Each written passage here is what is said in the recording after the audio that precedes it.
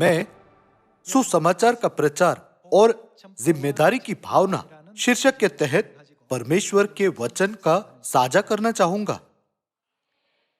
जब हमारे स्वर्गीय पिता पृथ्वी पर शरीर में थे, तब उन्होंने हमें बहुत सी शिक्षाएं दी।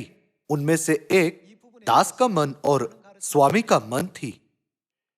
स्वामी हमेशा जिम्मेदारी की भावना के साथ काम करता है, परंतु दास अपने कार्य के परिणाम के बारे में नहीं सोचते, लेकिन उसके बजाय समय बीतने का इंतजार करते हैं। इसलिए इस सबत के दिन पर मैंने यह सोचते हुए अपने सुसमाचार कार्य को पीछे मुड़कर देखा, क्या मैंने वास्तव में जिम्मेदारी की भावना के साथ सुसमाचार कार्य किया? पिछले वर्ष दुनिया भर में बहुत से सियोन स्थापित हुए।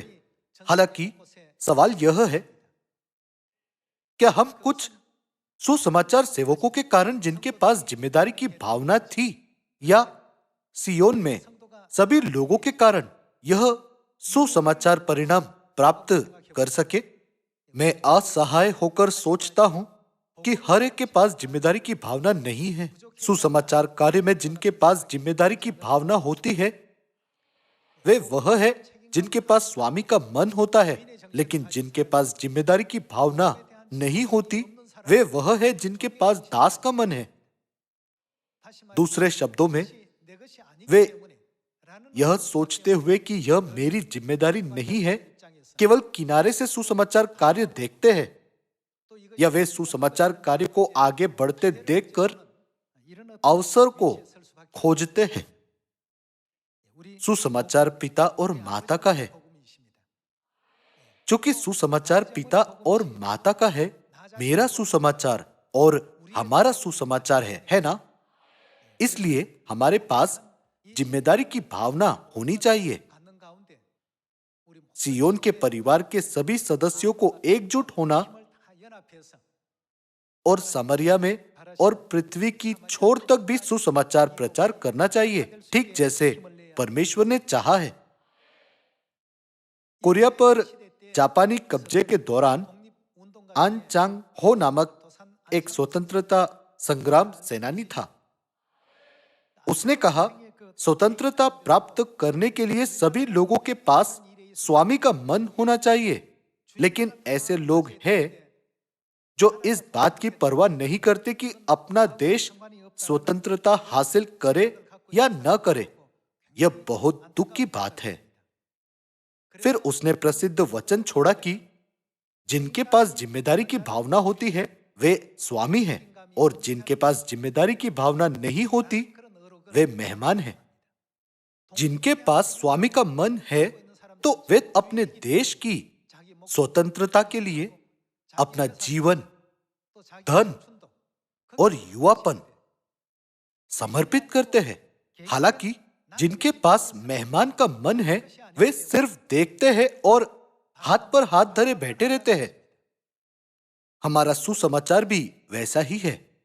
जिनके पास जिम्मेदारी की भावना होती है, उनके पास स्वामी की मानसिकता होती है, परंतु जो सिर्फ देख रहे हैं वे मेहमान हैं। वे सिर्फ सोचते हैं सुसमाचार का मुझसे कुछ लेना देना नहीं है। आज आइए हम इस संकल्प के साथ कड़ी मेहनत करें कि मैं सुसमाचार पूरा करूंगा जो पिता और माता ने मुझे सौंपा है। आइए हम मत्ती अध्याय 28 वचन 18 से 20 पर एक नजर डालें, जहां यह लिखा है, सामरिया में और पृथ्वी की छोर तक सुसमाचार प्रचार करो। यीशु ने उनके पास आकर कहा, स्वर्ग और पृथ्वी का सारा अधिकार मुझे दिया गया है, इसलिए तुम जाओ, सब जातियों के लोगों को चेला बनाओ और उन्हें पिता और पुत्र और पवित्र आत्मा के नाम से बपतिस्मा दो, और उन्हें सब बातें जो मैंने तुम्हें आज्ञा दी है मानना सिखाओ। और देखो, मैं जगत के अंत तक सदा तुम्हारे संग हूं। यह वचन कहता है, क्योंकि स्वर्ग और पृथ्वी का सारा अधिकार मुझे दिया गया है, इसलिए तुम जाओ, सब जातियों के लोगों को चेला बनाओ, है ना? वह उनसे बात कर रहे हैं जिन्होंने नई वाचा को प्राप्त किया है। दूसरे शब्दों में, यीशु उन लोगों से कह रहे हैं जो बचाए जाएंगे, है ना? हमारे पास जो बचाए जाएंगे एक जिम्मेदारी है। वह क्या है?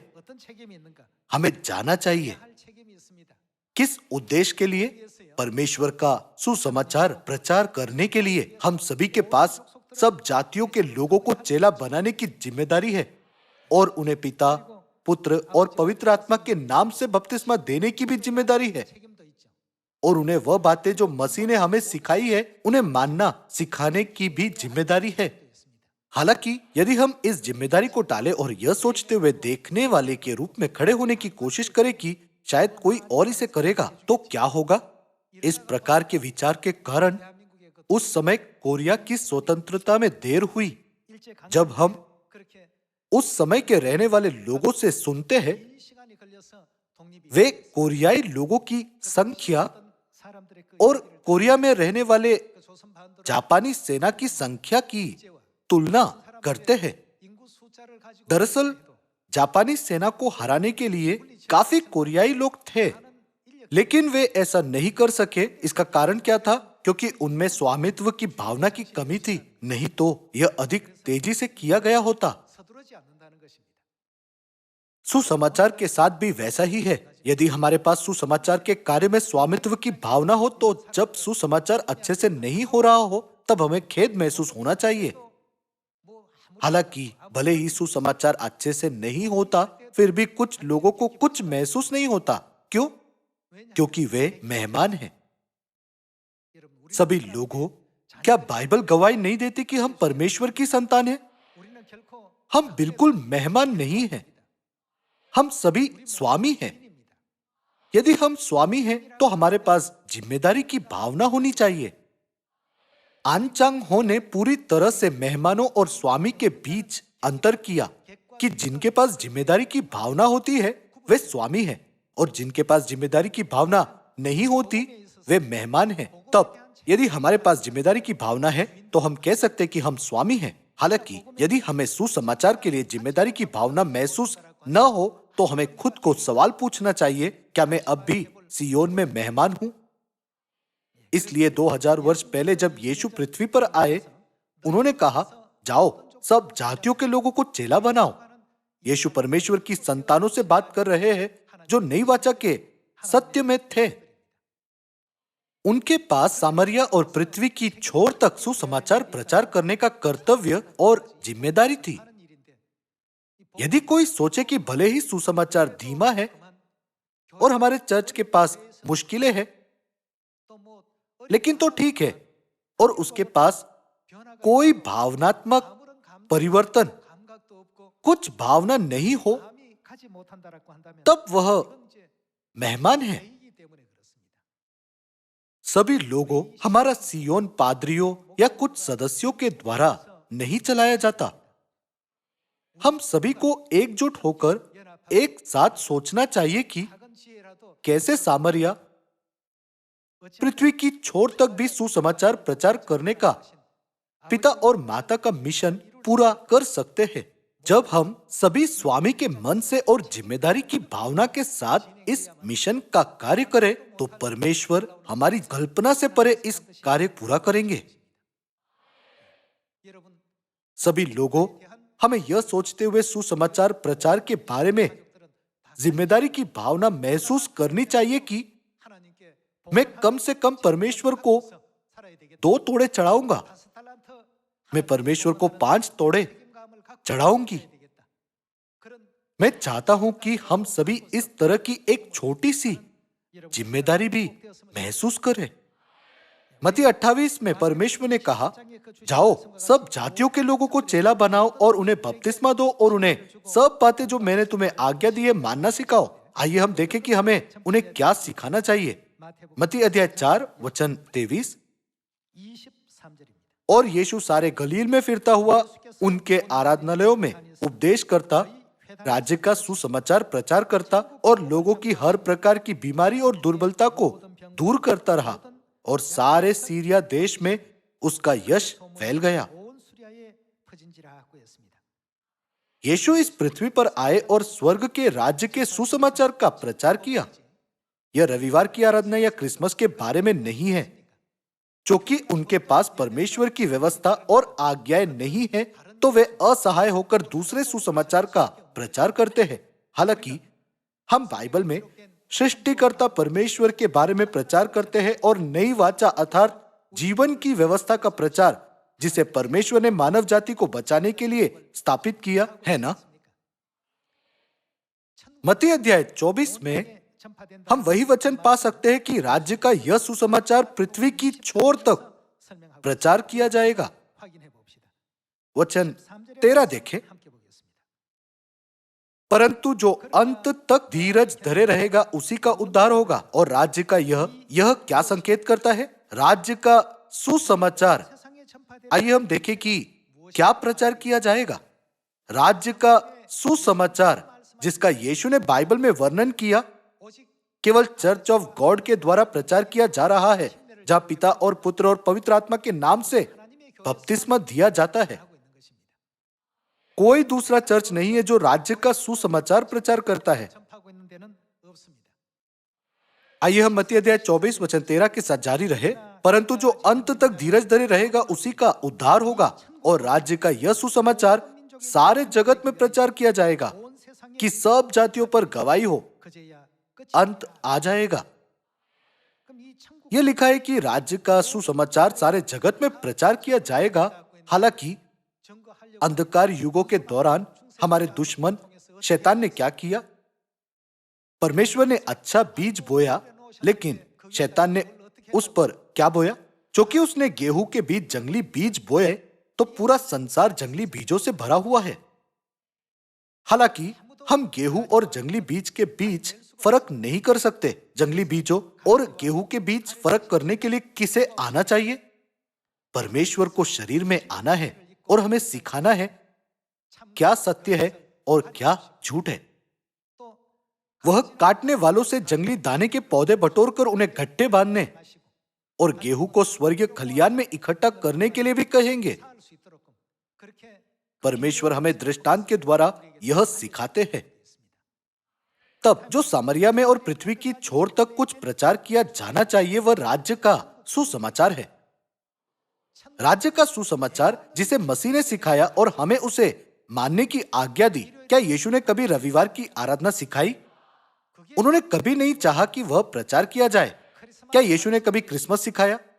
उन्होंने कभी नहीं चाहा कि वह प्रचार किया जाए। यीशु ने कहा, लोगों को वह बातें जो मैंने तुम्हें आज्ञा दी है मानना सिखाओ। हमें लोगों को क्या मानने के लिए सिखाना चाहिए? वह परमेश्वर की जीवन की व्यवस्था है ना? यह तथ्य कि यीशु ने हमें उन्हें वह मानना सिखाने के लिए कहा दिखाता है कि वह परमेश्वर की व्यवस्था है। यह स्वर्ग की व्यवस्था, उद्धार की व्यवस्था, जीवन की व्यवस्था है ना? यीशु ने अपने पहले आगमन के समय मरकुस के ऊपरी कमरे में जीवन की व्यवस्था स्थापित की। हालांकि वह लंबे समय तक नहीं रही, इसलिए मसीह आन सांग होंग इस पृथ्वी पर दूसरी बार आए और नष्ट हुए सभी सत्य को पुनर्स्थापित किया।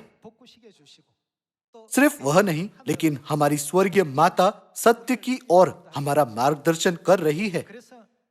इसलिए यह लिखा है कि राज्य का सुसमाचार परमेश्वर के लोगों को प्रचार किया जाएगा और राज्य का सुसमाचार पृथ्वी की छोर तक प्रचार किया जाना चाहिए।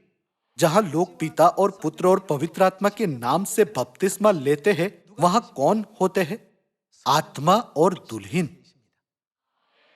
जब प्रेरित यूहन्ना ने प्रकाशन देखा, तब उसने किसे देखा? उसने पवित्र आत्मा को देखा जो पिता परमेश्वर है। और किसे देखा? दुल्हन को। सभी मानव जाति को स्वर्गीय माता के पास जाना चाहिए। यह बाइबल की शिक्षा और परमेश्वर की इच्छा है ना? हमें सामरिया से और पृथ्वी की छोर तक भी लोगों को यह भविष्यवाणी जानने देनी चाहिए। सभी लोगों, जब यरीहो की दीवारें गिर गई, तब इजराइल की सभी सेनाओं और लोगों ने क्या किया?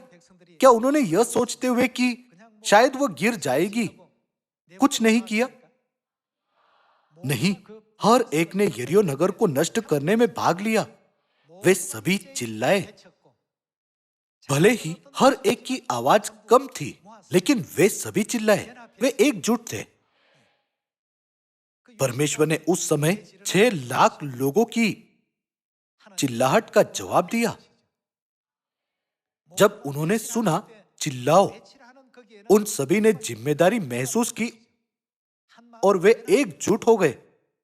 जब वे एक मन से यरीहो की दीवार की ओर चिल्लाए, स्वर्ग प्रेरित हुआ और उनके लिए कार्य किया। हम यहोशू की पुस्तक में इसके बारे में देख सकते हैं। इस दिनों हमारी जिम्मेदारी क्या है? समरिया पृथ्वी की छोर तक जाओ और उन्हें सब बातें जो मैंने तुम्हें आज्ञा दी है मानना सिखाओ। इसलिए हमें उन्हें मानने के लिए सिखाना चाहिए। यह हमारी जिम्मेदारी है। क्या हम सभी को इस भविष्यवाणी के नायक नहीं बनना चाहिए? क्या आप इस भविष्यवाणी में मेहमान बनना चाहते हैं? नहीं, हमें मेहमान नहीं बनना चाहिए। मेहमानों के पास जिम्मेदारी की कोई भावना नहीं होती। यदि अपने परिवार में कुछ अत्यावश्यक हो तो आप अपनी नौकरी पर काम करना बंद करेंगे और अपने मालिक को स्थिति के बारे में जानने देकर मामले को सुलझाने के लिए घर जाएंगे। क्यों? क्योंकि आप स्वामी हैं। परंतु मेहमान उस समय क्या करेगा? वह सोचेगा इस घर में कुछ हुआ होगा और वह उसके लिए कुछ कार्य नहीं करेगा। स्वर्गीय पिता और माता ने मत्ती 28 के द्वारा हमसे कहा, सब जातियों में जाओ और पृथ्वी की छोर में भी प्रचार करो और उन्हें सब बातें जो मैंने तुम्हें आज्ञा दी है मानना सिखाओ। हमें उन्हें सिखाना चाहिए ताकि वे उसे मान सके। यह हमारी जिम्मेदारी है। किस प्रकार का चर्च पिता और पुत्र और पवित्र आत्मा के नाम से बपतिस्मा देता है? वह सिर्फ चर्च ऑफ गॉड है। परमेश्वर ने उस चर्च को कर्तव्य दिया है जो लोगों को पिता और पुत्र और पवित्र आत्मा के नाम से बपतिस्मा देता है। हमारे बहुत से सदस्य स्थानीय क्षेत्रों में शॉर्ट टर्म मिशन पर जाने या अपने पड़ोसियों को प्रचार करने के लिए जाग उठे हैं। बाइबल कहती है यह सुसमाचार सामरिया में और पृथ्वी की छोर तक प्रचार किया जाएगा। आयत 14 में हम देख सकते हैं कि यह सुसमाचार सब जातियों में प्रचार किया जाएगा। अब दुनिया भर में हमारे सभी चर्च प्रचार करने के लिए जिम्मेदारी की भावना के साथ जाग उठ रहे हैं।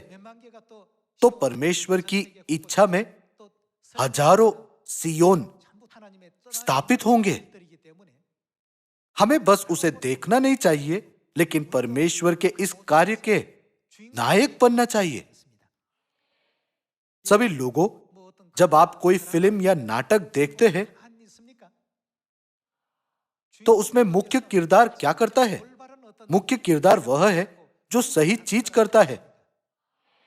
यदि मुख्य किरदार कुछ न करे तो कोई उस नाटक को नहीं देखेगा। स्वर्ग में सभी स्वर्गदूत बड़े स्क्रीन पर इस पृथ्वी को देख रहे हैं, लेकिन यदि हम मुख्य किरदार कुछ नहीं कर रहे, वे कहेंगे ओ यह कितना उबाऊ है, दर्शकों की रेटिंग कम होगी। क्या आपको ऐसा नहीं लगता? मुख्य किरदार को बहुत सक्रिय होना चाहिए। दूसरे शब्दों में हमारे पास जिम्मेदारी की भावना होनी चाहिए। यह सुसमाचार सियोन के परिवार के सभी सदस्य, सभी परमेश्वर की संतान के लिए है। आइए हम इस वर्ष जिम्मेदारी की भावना के साथ काम करें।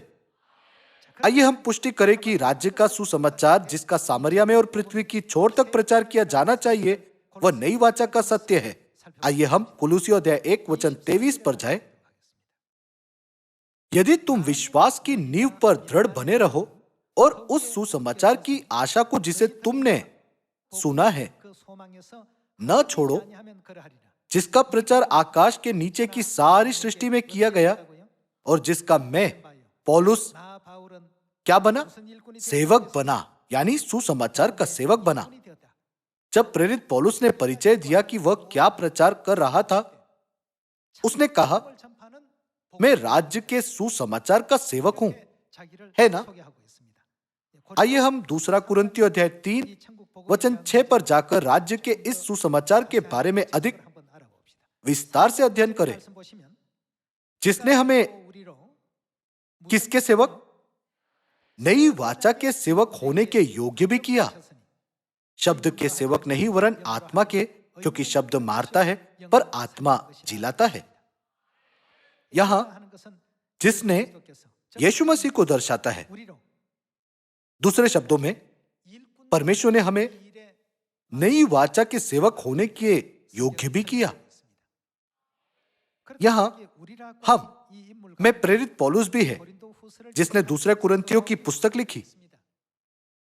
प्रेरित पौलुस ने कुलुसियों 1 में कहा, मैं सुसमाचार का सेवक हूं, और 2 कुरिन्थियों 3 में उसने अलग अभिव्यक्ति का उपयोग किया।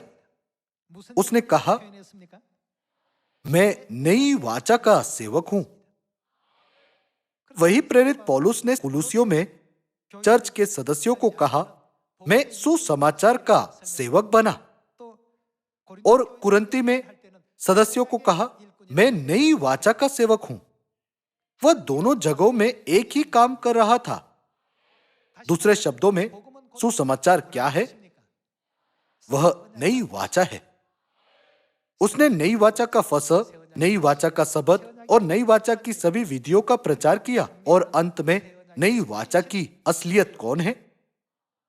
हमें सामरिया में और पृथ्वी की छोर तक माता परमेश्वर के सत्य का प्रचार करने की जरूरत है। बाइबल यह कहती है। इन अंतिम दिनों में पृथ्वी पर किस प्रकार का चर्च राज्य का सुसमाचार प्रचार कर रहा है? वह चर्च ऑफ गॉड है। इसलिए हमारे पास जिम्मेदारी है। सुसमाचार का प्रचार हमारा काम है, और यह भविष्यवाणी है जो हमें पूरी करनी है। सुसमाचार के बारे में जिनके पास जिम्मेदारी की भावना है वे स्वामी हैं, और जिनके पास जिम्मेदारी की भावना नहीं है या जो इस सुसमाचार की जिम्मेदारी नहीं लेना चाहते वे मेहमान हैं। आज आइए हम सुसमाचार की जिम्मेदारी लेने का संकल्प ले और नई वाचा का सेवक बने, जो राज्य के सुसमाचार का प्रचार करता है। हमारे परमेश्वर ने हमें नई वाचा के सेवकों यानी स्वर्ग के राज्य के सुसमाचार के सेवकों के बारे में शिक्षा दी है।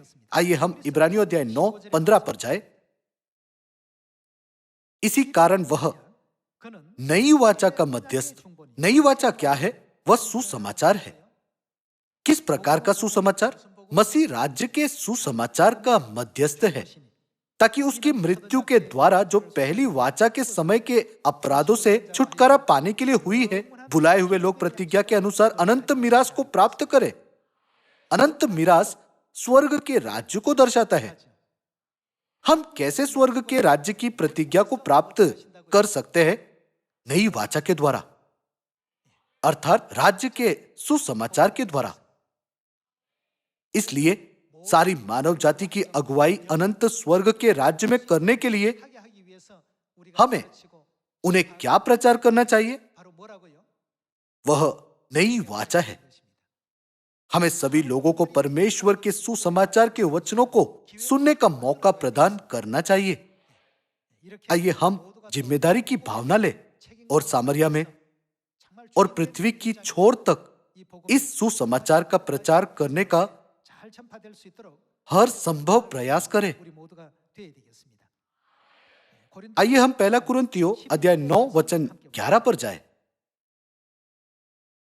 अतः जबकि हमने तुम्हारे लिए आत्मिक वस्तुएं बोई, तो क्या यह कोई बड़ी बात है कि तुम्हारी शारीरिक वस्तुओं की फसल काटे? जब दूसरों का तुम पर यह अधिकार है, तो क्या हमारा इससे अधिक ना होगा? परंतु हम यह अधिकार काम में नहीं लाए, परंतु सब कुछ सहते हैं कि हमारे द्वारा मसीह के सुसमाचार में कुछ रुकावट ना हो। क्या तुम नहीं जानते कि जो मंदिर में सेवा करते हैं वे मंदिर में से खाते हैं, और जो वेदी की सेवा करते हैं वे वेदी के साथ भागी होते हैं? इसी रीति से प्रभु ने भी ठहराया कि जो लोग सुसमाचार सुनाते हैं उनकी जीविका सुसमाचार से हो। परंतु मैं इनमें से कोई भी बात काम में न लाया, और मैंने ये बातें इसलिए नहीं लिखी कि मेरे लिए ऐसा किया जाए, क्योंकि इससे तो मेरा मरना ही भला है कि कोई मेरे घमंड को व्यर्थ ठहराए। यदि मैं सुसमाचार सुनाऊं तो मेरे लिए कुछ घमंड की बात नहीं, क्योंकि यह तो मेरे लिए अवश्य है। यदि हम सुसमाचार सुनाना मेरे लिए अवश्य है को एक शब्द में संक्षेप में कहे तो वह जिम्मेदारी होगा। प्रेरित पौलुस ने कहा कि उसके पास सुसमाचार सुनाने की जिम्मेदारी और कर्तव्य है। जब हमारे पास इस प्रकार की मानसिकता हो तब हम कह सकेंगे कि हम सुसमाचार के स्वामी हैं। यदि आप स्वामी होने पर भी सोचे कि चाहे सुसमाचार अच्छे से हो रहा है या नहीं, मैं ठीक हूँ, और यदि आप बिना जाने कि आप परमेश्वर के सुसमाचार को बाधित कर रहे हैं, सुसमाचार में बाधा लाए, तो क्या होगा? हमें कभी वैसा नहीं बनना चाहिए। यदि मैं सुसमाचार सुनाऊं तो मेरे लिए कुछ घमंड की बात नहीं, क्योंकि यह तो मेरे लिए अवश्य है। इसका मतलब सुसमाचार प्रचार करना मेरा कर्तव्य है। यदि मैं सुसमाचार न सुनाऊं तो मुझ पर क्या? यदि मैं सुसमाचार ना सुनाऊं तो मुझ पर हाय। सभी लोगों, हम प्रेरित पौलुस के समान एक ही स्थिति में हैं। यदि प्रेरित पौलुस नई वाचा का सेवक बना जो राज्य के सुसमाचार का प्रचार करता है, तो हम भी सुसमाचार के सेवक हैं जो राज्य के सुसमाचार का प्रचार करते हैं। हम नई वाचा के सेवक हैं। और ठीक जैसे प्रेरित पौलुस ने कहा कि सुसमाचार सुनाना उसके लिए अवश्य है, वैसे ही जिम्मेदारी की भावना के साथ सुसमाचार सुनाना हमारे लिए अवश्य होना चाहिए। अपनी जिम्मेदारी निभाने के बाद प्रेरित पौलुस ने क्या कहा?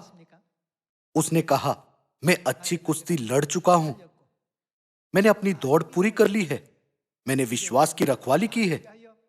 भविष्य में मेरे लिए धर्म का वह मुकुट रखा हुआ है। इसका मतलब परमेश्वर ने प्रेरित पौलुस को अनंत विरासत और आशीषों का इनाम देने की प्रतिज्ञा की, जिसने अपने सभी कर्तव्यों को पूरा किया है ना? आइए हम दूसरा तिमोथी अध्याय 4 वचन 6 पर जाएं। क्योंकि अब मैं अर्घ के समान उड़ेला जाता हूं और मेरे कूच का समय आ पहुंचा है। इसका मतलब इस दुनिया को छोड़ने का मेरा समय आ पहुंचा है। आइए हम आयत 7 पढ़े। मैं अच्छी कुश्ती लड़ चुका हूं, मैंने अपनी दौड़ पूरी कर ली है, मैंने विश्वास की रखवाली की है। भविष्य में मेरे लिए क्या रखा हुआ है? धर्म का वह मुकुट रखा हुआ है, जिसे प्रभु जो धर्मी और न्यायी है मुझे उस दिन देगा, और मुझे ही नहीं वरन उन सबको भी जो उसके प्रकट होने को प्रिय जानते हैं। जिन्होंने अपनी सभी जिम्मेदारियों को पूरा किया, वे आनंद के साथ अपने जीवन के अंत से मिलेंगे। आइए हम उसी अध्याय में आयत 1 पर नजर डालें और परमेश्वर की इच्छा समझने के लिए उसे आयत 6 के साथ जोड़े।